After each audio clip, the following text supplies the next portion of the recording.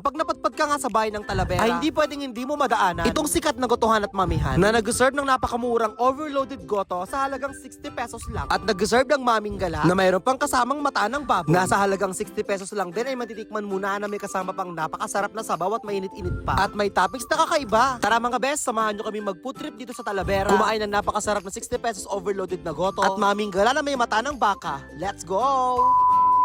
Dito lang yan sa may Jetro Jane. Kainan, goto at mamihan. Open sila ng alas 6 ng umaga hanggang alas 12 ng madaling araw. Nasa tabi lang sila ng Alphamart dito sa may La Torre, Talavera, Nueva Ecija. Maluwag yung parking nila sa harap. Madami silang tables and chairs, presko at maliwalas din kapag kumain. Isa sa mga pinagmamalaki nilang pagkain dito ay yung kanilang overloaded goto sa halagang 60 pesos lang. Meron ng itlog, meron na ring bagno. Mayroon na ring toko at may mga laman loob na rin ng baboy. Hindi mo nga aakalain na yung ganitong kadami ng serving ay 60 pesos lang sa kanila. Mura, kaya naman mas in-enjoy namin magtutropa. Kaya kung murang goto yung hanap nyo, sobrang recommended ko dito. Sinunod ko naman yung paborito kong maming gala. Kakaiba ito dahil meron siyang mata ng baboy na toppings na mas lalong nagpapasarap sa kanyang sabaw. Generous din sila maglagay ng noodles at madami silang toppings na nilalagay. 60 pesos lang din sa kanila to. Ito yung masarap higupin na sabaw kapag tag-ulan. Bagay na bagay ngayon sa malamig na panahon. Mayroon din naman silang mga available dito na lutong ulam. Gaya na lamang nitong pinagmamalaki nilang dinakdakan. Masarap yung kanilang dinakdakan. Masarap i-partner sa kanin pero mas masarap to kapag pinartner mo sa alak. Kung merienda naman yung hinahanap, subukan nyo naman tong kanilang lumpiang toge. Malaki yung kanyang size. 10 piso lang isa yan. Tapos isaw-saw mo sa kanilang sukang napakasarap. Ang lutong ng wrapper sa labas, tapos yung toge, napakalinamnam sa loob. Tapos nanunuot yung asim tamis ng suka na sobrang sarap at perfect i-partner sa kanilang toge. Kaya kung naghahanap kayo ng bagong food tripan, pupunta na dito sa bahay ng Talavera. Ganito yung mga masarap na food tripan ngayong maulang na panahon. Support local business tayo dito sa bahay ng Talavera. Let's go!